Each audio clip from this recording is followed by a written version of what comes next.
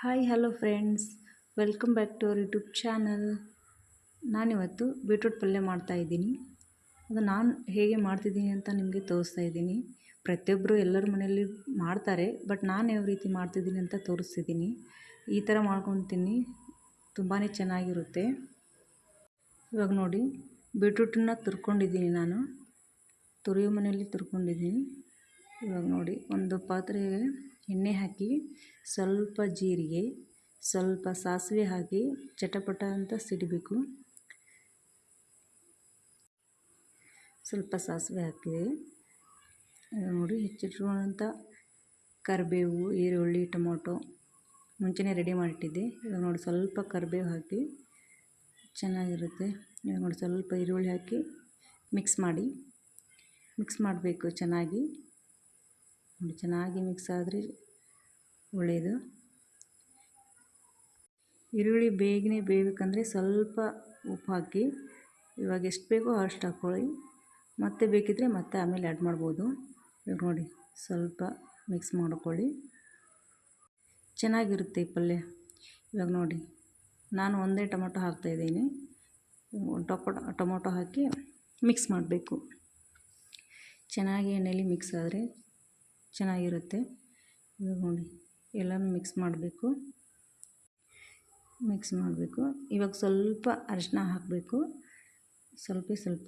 ನಾನು ಮನೆಯಲ್ಲೇ ರೆಡಿ ಮಾಡಿರೋದು ಇದು ಅರಿಶಿನ, ಹಾಗಾಗಿ ಸ್ವಲ್ಪನೇ ಹಾಕೋದು.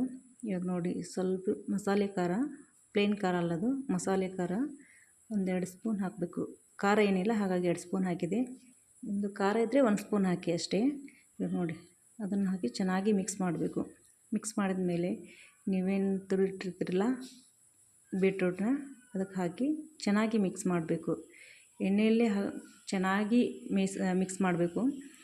ನೀರೇನು ಹಾಕೋದೇನು ಬೇಡ ಇದಕ್ಕೆ. ನೀರು ಹಾಕಿದರೆ ಚೆನ್ನಾಗಿರಲ್ಲ. ಎಣ್ಣೆಯಲ್ಲೇ ಚೆನ್ನಾಗಿ ಫ್ರೈ ಆಗಬೇಕು ಬೀಟ್ರೂಟು, ಅಂದರೆ ಚೆನ್ನಾಗಿರುತ್ತೆ. ಇವಾಗ ನೋಡಿ, ಎಲ್ಲನೂ ನೀಟಾಗಿ ಮಿಕ್ಸ್ ಮಾಡಿದೆ. ಇವಾಗ 1 ಸ್ಪೂನ್ ಗರಂ ಮಸಾಲ ಹಾಕ್ತಿದ್ದೀನಿ. ಎಣ್ಣೆಯಲ್ಲೇ ಹಾಕ್ಬೋದಿತ್ತು, ಬಟ್ ನಾನು ಮೇಲೆ ಹಾಕ್ತಿದ್ದೀನಿ, ಫ್ಲೇವರ್ ಚೆನ್ನಾಗಿ ಬರುತ್ತೆ ಅಂತ. ಇವಾಗ ನೋಡಿ, ಚೆನ್ನಾಗಿ ಹಸಿ ವಾಸನೆ ಹೋಗೋವರೆಗೂ ಮಿಕ್ಸ್ ಮಾಡಿ. ಎಲ್ಲನೂ ಚೆನ್ನಾಗಿ ಮಿಕ್ಸ್ ಆಗಬೇಕು. ಎಲ್ಲ ಮಸಾಲೆನೂ ಹಸಿ ವಾಸನೆ ಹೋಗಬೇಕು. ಬೀಟ್ರೂಟ್ನೂ ಮಸಾಲೆ ಹೀರ್ಕೋಬೇಕು. ಇವಾಗ ನೋಡಿ, ಒಂದು 10 ನಿಮಿಷ ಪಾತ್ರೆ ಮುಚ್ಚಿ ಚೆನ್ನಾಗಿ ಬೇಯಿಸಿದೆ. ಅದನ್ನು ಸಣ್ಣ ಉರಿ ಫ್ಲೇಮ್ ಇಟ್ಕೋಬೇಕು, ಅಂದರೆ ಚೆನ್ನಾಗಿ ನೀಟಾಗಿ ಬೇಯುತ್ತೆ. ಹೈ ಫ್ಲೇಮ್ ಇಟ್ಟರೆ ಬೇಗನೆ ಸೀದೋಗುತ್ತೆ, ಹಾಗಾಗಿ ಲೋ ಫ್ಲೇಮಲ್ಲಿಟ್ಟು ಚೆನ್ನಾಗಿ ಬೇಯಿಸಬೇಕು. ಇವಾಗ ನೋಡಿ, ಚೆನ್ನಾಗಿ ಬೆಂದಿದೆ. ಚೆನ್ನಾಗಿ ಮಿಕ್ಸ್ ಮಾಡಬೇಕು. ನೋಡಿ, ಎಣ್ಣೆಯಲ್ಲಿ ಚೆನ್ನಾಗಿ ಬೇಯುತ್ತೆ. ಅದು ನೀರೇನು ಆ್ಯಡ್ ಮಾಡೋದು ಬೇಡ, ಚೆನ್ನಾಗಿ ಬೇಯುತ್ತೆ. ಇವಾಗ ನೋಡಿ, ಚೆನ್ನಾಗಿ ಬೆಂದ ನಂತರ ಸ್ವಲ್ಪ ಹೆಚ್ಚಿಟ್ಟಿರೋ ಕೊತ್ತಂಬರಿ ಸೊಪ್ಪು ಹಾಕಿ ಚೆನ್ನಾಗಿ ಮಿಕ್ಸ್ ಮಾಡಿ. ಕೊತ್ತಂಬರಿ ಸೊಪ್ಪು ಹಾಕಿದರೆ ಚೆನ್ನಾಗಿರುತ್ತೆ. ಇದ್ದರೆ ಹಾಕಿ, ಇಲ್ಲಾಂದ್ರೂ ನಡೆಯುತ್ತೆ, ಏನು ತೊಂದರೆ ಏನಿಲ್ಲ. ಇವಾಗ ನೋಡಿ, ಚೆನ್ನಾಗಿ ಮಿಕ್ಸ್ ಮಾಡಿದರೆ ಬೀಟ್ರೂಟ್ ಪಲ್ಯ ರೆಡಿಯಾಗುತ್ತೆ. ಹೇಗೆ ಕಾಣ್ತಿದೆ ನೋಡಿ ನೀವೇ, ಚೆನ್ನಾಗಿದೆ ಅಲ್ಲ. ನೋಡಿ, ಇವಾಗ ಗ್ಯಾಸ್ ಫ್ಲೇಮ್ ಆಫ್ ಮಾಡಿದ್ದೀನಿ.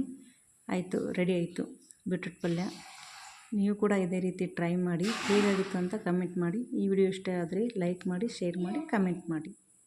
ನೋಡಿ, ಇವಾಗ ಹೇಗಾಗಿದೆ. ಇದನ್ನು ನೀವು ರೊಟ್ಟಿ ಅಥವಾ ಚಪಾತಿ ಜೊತೆನೂ ತಿನ್ಬೋದು. Thank you for watching. Bye.